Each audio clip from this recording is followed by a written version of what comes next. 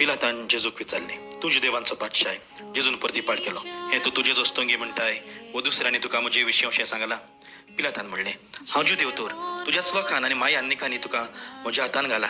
कितें केलें तर तुवें? जेजून प्रतिपाळ केलो, म्हजें राज ह्या संवसारांतलें न्हय, म्हजें राज ह्या संवसारांतलें जाल्लें जाल्यार हांव जी देवांच्या हातान पडना जावच्याक आनी म्हजे शिपाय जुस्तले आसले, पूण म्हजें राज हांगा सरलें न्हय. पिलातान ताका म्हणलें, म्हणटच पातशाय तूं? जेजून जबाब दिलो, हांव पातशाय म्हूण तुवेंच सांगलें.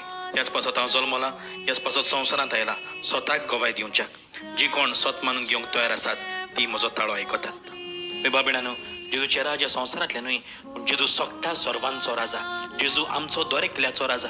जरी तर जेजू म्हजो राजा जाल्यार ताच्या हुकुमा प्रमाणे, ताच्या उतरा प्रमाणे आमी चलूंक जाय.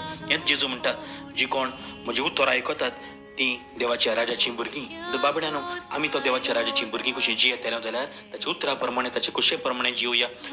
जेजूक सोगटा वयर म्हणल्यार म्हज्या जिविता वयर, म्हज्या गोराब्या वयर, म्हज्या समुदाया वयर, म्हज्या गांवा वयर, सगळ्या वयर ताका म्हजो राजा करूंक हांवें गरज आसा.